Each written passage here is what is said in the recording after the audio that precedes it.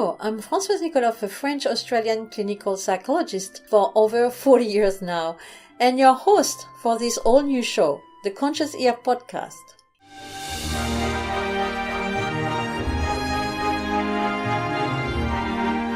I'm in Poland right at the moment, and I'm so happy to reconnect with Dr. Annelize Bonthuys, who is a counseling psychologist in Pretoria in South Africa, and who did her PhD in Potchefstroom. She's now in practice, and she also works into schools.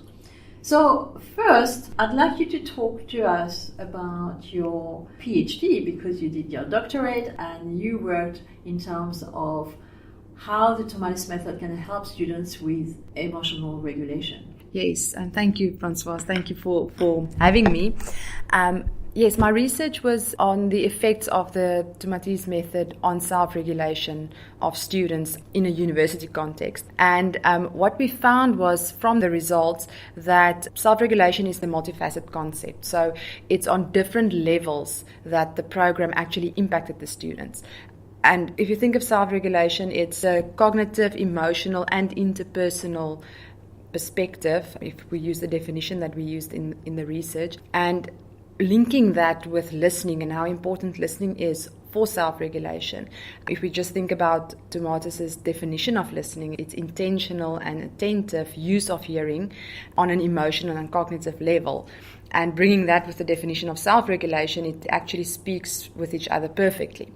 So while the students were going through this program, we did both qualitative and quantitative research. But what was wonderful at the end, we could interview the students and find out, but what was the impact of the program? How did they experience it?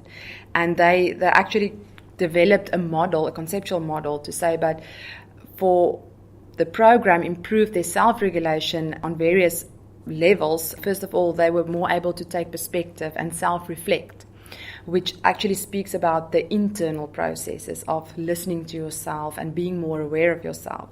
And this. So when you say being more aware of yourself, is being more aware of your needs, of your emotions, of your feelings and sensations? Definitely, and also listening more to yourself, the quality of your own goals and your own ideas that you want to follow, instead of just following what the environment tells you to do. So there's more harmony between what you feel and what you think.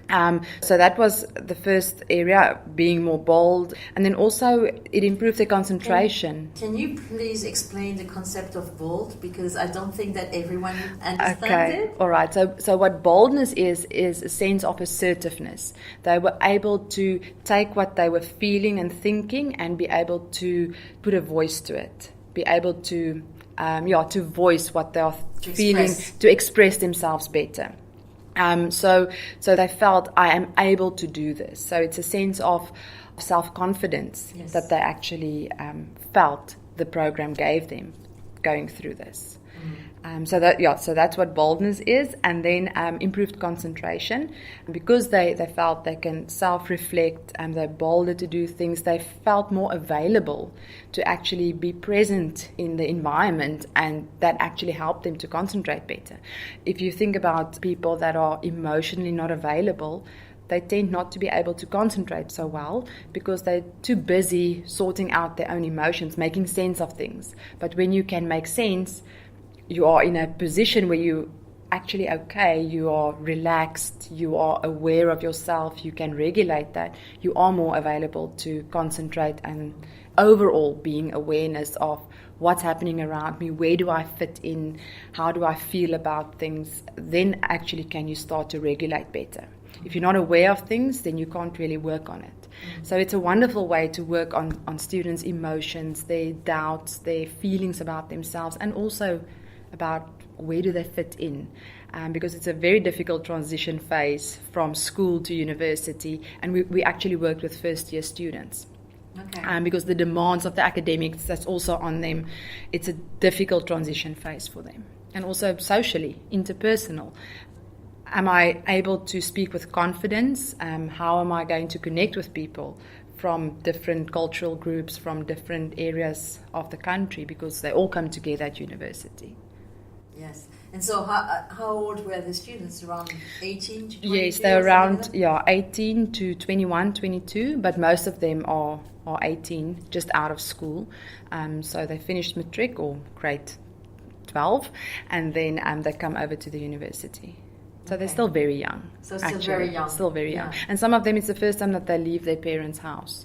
So it's, very protected. A lot to adjust with. Yes, definitely. And so you made that research because it's part of your PhD, but so what were the conclusion of that? Well, the conclusion was that doing a Bonthuys program actually helps the students to improve their self-regulation and to put them at a better place to be able to self-regulate, which just impacts their well-being and their mindfulness on a general level, so that they are more available to study better and also to communicate better. And those are the two things that you need at university. Communication for interpersonal, and then academic performance, because that's why you are there. You are there to learn, and if you have trouble with that because of emotional or cognitive difficulties, then university life, sometimes students drop out. We've got a very high dropout rate, or they just tend to be socially just go off the rails because they try and get other coping methods to deal with the emotions that they're facing with. And so how long was the study for?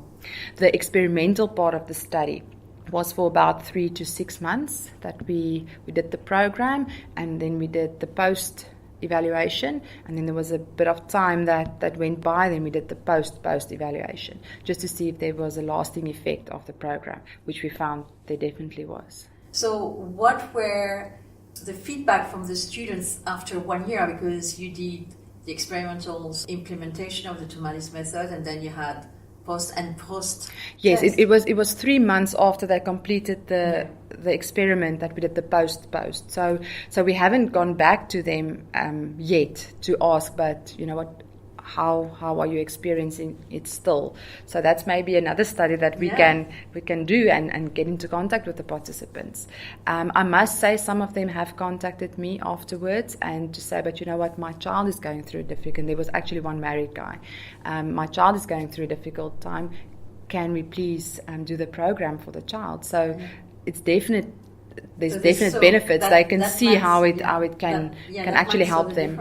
Yes, definitely. Yeah. Overall, the feedback that you had from the students were that they were feeling less stressed, more confident, and being able to face this new part in their lives. Definitely. So they actually, like I said, were more available for life and more available for themselves. You get so caught up in the rush of everything that you need to do that they tend to forget about themselves, and that's when you lose yourself. So this program in a sense helped them just to stay connected with themselves and not lose themselves so much in this whole transition of home to university. So they definitely felt more relaxed. They also said, well, they're going to miss this time of just have 2 hours for yourself. Well, it was still the old programs is to have that time for myself and to sit and think about things. Otherwise, it's just a reaction. There's no time to think things clearly and actually weigh down things and decide what I want to do. It's almost as if it must be automatic, which increases the anxiety as well. Can you just give us a bit of a definition of what is the Bonthuys method?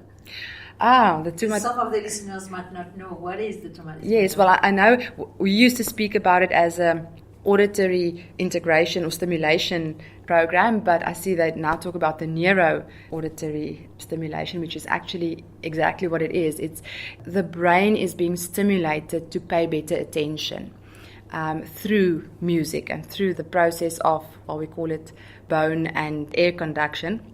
And the two ways that you are actually listening and that you get information on a sensory level through your ears.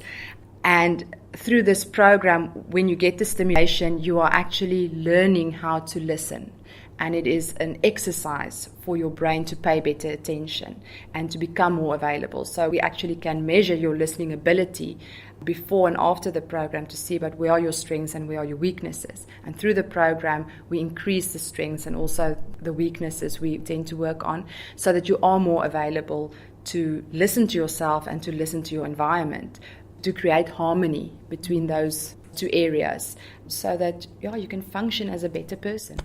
Okay, thank you very much. Thank you. This is once again Françoise Nikolov, your guide to wellness and better life. Talk to you soon.